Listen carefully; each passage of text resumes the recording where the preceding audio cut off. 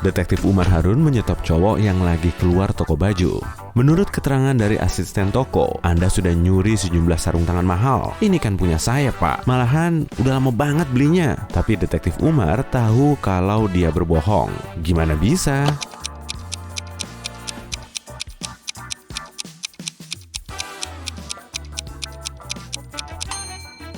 Sarung tangannya nggak akan bisa kepakai lah, kan nggak saling berpasangan. Detektif Umar terbangun di pagi buta karena dapat telepon masuk. "Rumah saya kemalingan," kata Pak Hari. Sesampainya di lokasi, si detektif mendengarkan semua kronologinya. "Selama saya pergi bisnis, rumah ini dijagain sama Adam, tetangga saya." Mendengar namanya disebut-sebut, Adam menyahut, "Kemarin memang saya sempat dengar bunyi berisik di rumah Pak Hari. Lalu, saya nyoba ngintip dari jendela buat mastiin karena hawanya sangat dingin. Jendelanya ngembun, jadi saya tiup aja permukaannya sambil ngelihat kondisi di dalam rumah. Ternyata udah berantakan banget. Jadi saya langsung telepon Pak Hari." Lalu Detektif Umar menanggapi, "Di mana Anda menyembunyikan barang curian Anda itu?" Gimana Detektif Umar bisa tahu kalau Adam bersalah?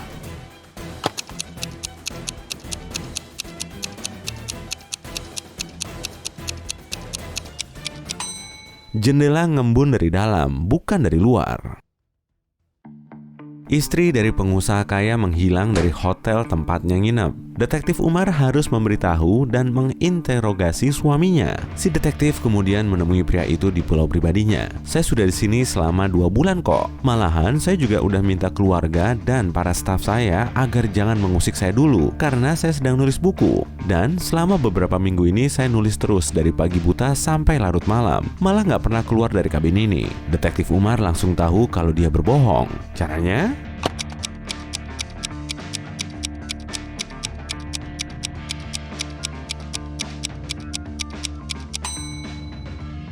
Di meja kerjanya cuma ada buku tulis tebal dan pulpen. Kalau dia sudah nulis selama itu, tinta pulpennya pasti sudah lama habis lah. Pak Dilan lagi menjual vas langka dan cantik. Ada vas mahal di rak tokonya. Suatu hari, Pak Dilan menelepon polisi. Saat mereka tiba, kepala si pemilik toko diperban dan tokonya berantakan. "Orang ini membobol toko saya dan nyolong uang dan vas termahal saya. Lalu dia memukul kepala saya sampai pingsan." Detektif Umar tahu kalau Pak Dilan berbohong demi mendapatkan uang asuransi. Gimana dia bisa tahu?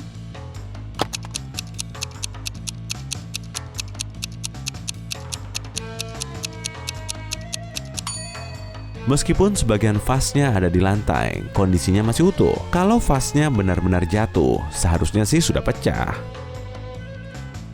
Janet memanggil polisi. "Saat saya menyeberang jalan, ada mobil yang hampir menabrak saya. Saat jatuh, kepala saya terbentur." Setelah polisi tiba di TKP, Janet menunjukkan mobil yang hampir menabraknya. Ngakunya sih gitu. Tapi si pengemudi menyangkal tuduhan Janet. Kemudian Detektif Umar minta Janet untuk tenang. Sebetulnya bukan mobil itu yang harus mereka cari. Kok Detektif Umar bisa tahu?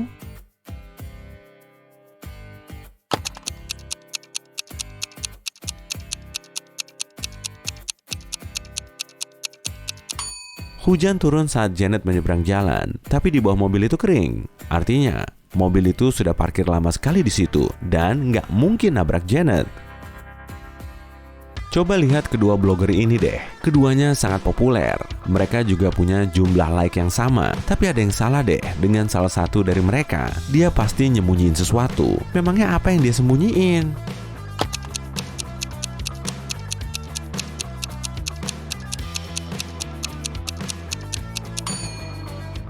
Cewek yang di sebelah kanan mungkin lagi nyoba irit ya. Logo di tasnya kelihatan mirip Chanel, tapi di bawahnya tertulis Gucci. Detektif Umar sedang ada di kereta. Dia berjumpa dengan penumpang lain yang ceria. Mereka ngobrol dan hahaha bareng saat keretanya memasuki terowongan. Semuanya jadi gelap gulita selama beberapa saat. Setelah keretanya keluar dari terowongan, salah satu penumpang, Ella, berteriak, "Bros berlianku hilang!" Semua penumpang mulai gelisah dan saling pandang. Tiba-tiba Detektif Umar berkata, "Saya tahu pelakunya kok, kan saya lihat sendiri." Gimana dia bisa melihatnya?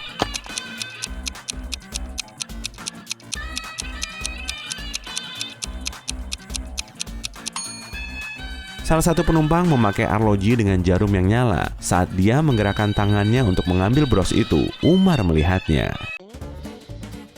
Cuacanya ngebul banget saat Johnny taruhan dengan teman-temannya. Cowok itu bilang kalau air yang diproduksi oleh beda perusahaan punya rasa yang berlainan. Saat itu, mereka sedang bersantai ria di taman milik teman Johnny sambil minum air mineral dan sari lemon. Tutup mataku biar aku bisa icip 2 air botol yang ada di meja. Satunya lagi ada di dapur dan mereknya beda. Aku pasti bisa tahu bedanya kok. Lalu dia membuktikan ucapannya. Teman-teman Johnny sudah siap membayar kekalahan mereka, tapi detektif Umar yang juga ada di situ menyela. "Kamu curang, Johnny," katanya. Kenapa detektif Umar bilang gitu?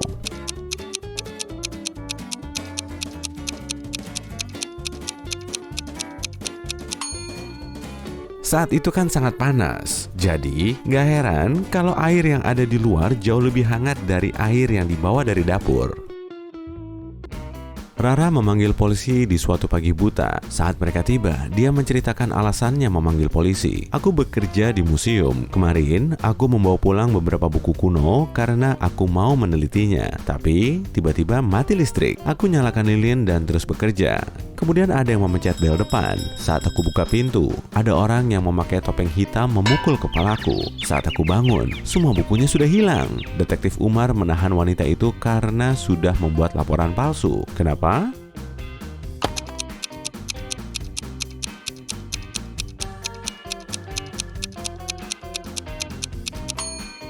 Kalau listrik mati, bel listrik di rumah itu tidak akan berfungsi.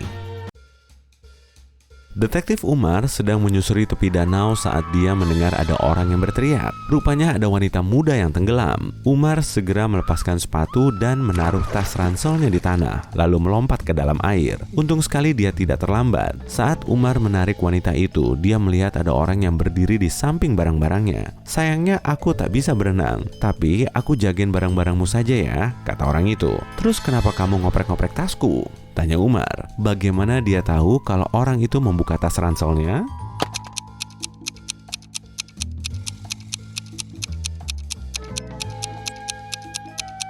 Saat Umar menjatuhkan tasnya ke tanah, resletingnya ada di sebelah kiri, tapi sekarang ada di sebelah kanan. Detektif Umar mendapati penyelundup hendak ke luar negeri lewat bandara udara terbesar di kota itu. Umar tiba di bandara dan menahan 3 tersangka. Perhatikan ketiga orang itu dan tebak siapa penyelundupnya.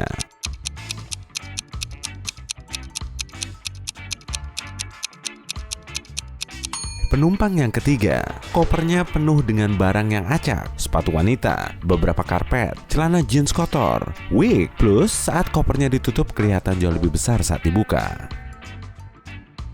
Sobat Detektif Umar, Jaka mengalami cedera lutut saat bermain frisbee. Dokter meminta Jaka untuk beristirahat di rumah, tapi dia tidak diizinkan untuk bangun dari tempat tidur. Umar juga ada di sana, dan dia berjanji pada dokter kalau dia akan menjaga sobatnya itu. Tapi suatu ketika, Umar harus pergi selama beberapa jam. Jadi, dia meminta saudara perempuannya, Sarah, untuk menjaga Jaka. Saat Umar kembali, Sarah memberitahu kalau Jaka menuruti instruksinya dan tidur sepanjang hari. Tapi saat Umar memasuki kamar Jaka, dia tahu kalau sobatnya itu telah bangun. Kok Umar bisa tahu?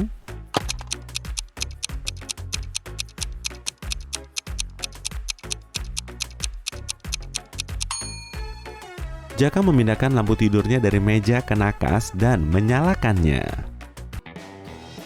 Adik detektif Umar, Sarah, menikah dengan Malik, atlet sepeda profesional. Pada suatu hari, Umar datang mengunjungi mereka dan menyadari kalau semua orang sangat gugup. Rupanya Malik akan menghadapi turnamen bersepeda yang menantang. "Aku berjanji akan membawa karangan bunga yang diberikan untuk pemenangnya," kata Malik. 4 jam kemudian, Malik memang benar kembali dengan membawa bunga. Tapi Umar yakin kalau Malik tidak memenangkan pertandingan itu. Kok bisa?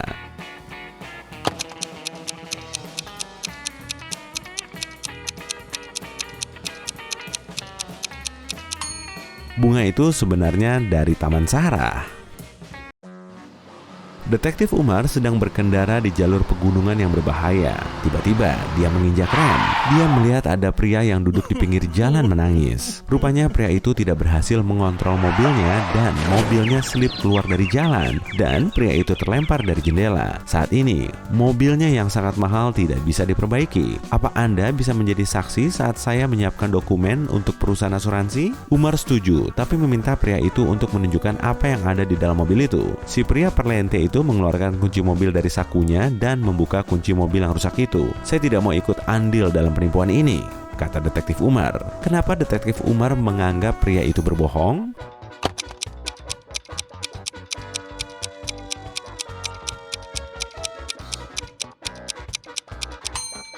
Kalau si pria terlempar dari mobil itu, kuncinya pasti masih menempel di lubang starternya.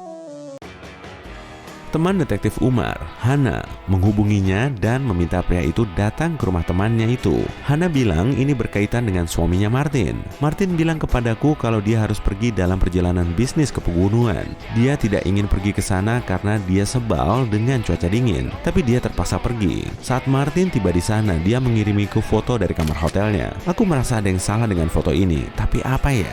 Umar tidak perlu melihat 2 kali foto itu dan langsung tahu kalau Martin memang berbohong kepada istrinya. Bagaimana dia mengetahuinya?